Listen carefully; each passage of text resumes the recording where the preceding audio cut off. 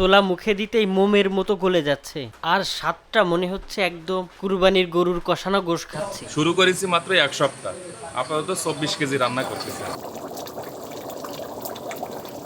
ভাইয়া রেডি থাকেন। হ্যালো বন্ধুরা, আসসালামু আলাইকুম। আজ আমরা আমার বন্ধুকে নিয়ে ছোলা খেতে যাচ্ছি। ছোলার বিল কিন্তু আমরা দিব না, ছোলার বিল কে দেবে ভিডিওতে দেখতে হবে, ভিডিওতে দেখতে হবে। ভাই ছোলা তো খাতে চলে আসলাম, আপনার তো ছোলার নাম কাম আছে আলহামদুলিল্লাহ। বন্ধু তুমি কি হ্যালো ছোলা খাতে? বন্ধুরা, না আমি ছোলা খেতে আসিনি বন্ধু, আমি ভাইয়ের সাথে, আমাদের সহযোদ্ধা ভাই, আমাদের ভাইয়ের সাথে আমি দেখা করতে আসছি। অনেকদিন দেখা হয় না, তাই আর কি দেখা করতে আসছিলাম। তো ভাবলাম যে বন্ধু যাচ্ছে ইব্রাহিম, যাই ইব্রাহিমের সাথে যাই একটু খাওয়া দাওয়া করি, আমাকে যদি ভিডিওর মধ্যে একটু নেই, ভাইরাল যদি করতে পারে। আসসালামু আলাইকুম ভাই, আপনি কি ছোলা খেতে আসছেন?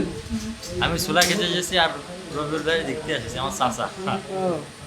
আমাদের সেই ভাইরাল সেই রহুল ভাই, তার ছোলা হচ্ছে সেই ইন্টারন্যাশনাল কোয়ালিটি, যে হচ্ছে আপনার নিশু পল্লী টিভির টিমের একজন সদস্য। সদস্য এবং ডিরেক্টর নিশু পল্লী টিভি চ্যানেলটি সাবস্ক্রাইব করে রাখবেন এবং ফেসবুক পেজটা আপনারা ফলো দিয়ে রাখবেন। প্রিয় দর্শক শ্রোতা, আসসালামু আলাইকুম।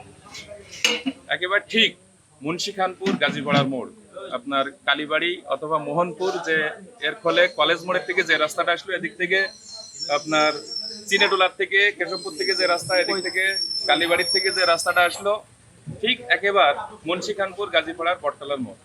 এখানে প্রতিনিয়তই ছোলা রান্না করা হয়। আপনারা আসবেন এবং আমি থাকি।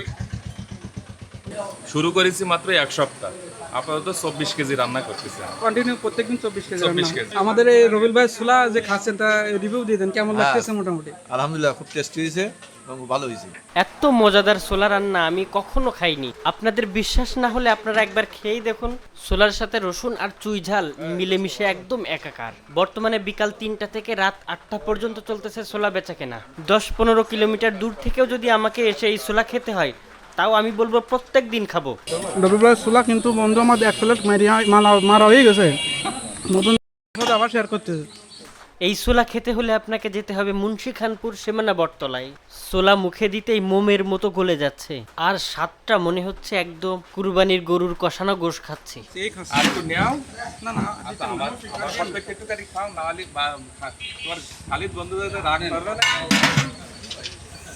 আমরা অনেক দূর থেকে খেতে আসছি, কোয়ালিটিও অনেক ভালো, রান্না অনেক ভালো।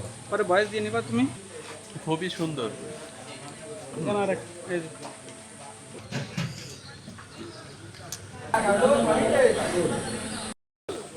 প্রত্যেকটা প্লেটে একটা করে রসুন। হ্যাঁ দোস্ত, ভালো। আমরা ছোলা খেয়ে তারপর 2 লিটারের একটা ক্লেমন নিলাম। তারপর খাওয়া দাওয়া শেষ করে আমরা বিকালের এই সুন্দর মুহূর্ত উপভোগ করতে করতে চলে আসলাম বাড়ির দিকে।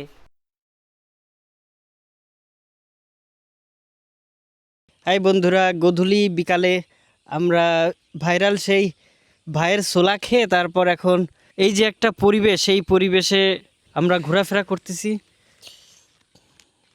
বন্ধু ছোলা খেয়ে তো পেট ভরে গেছে।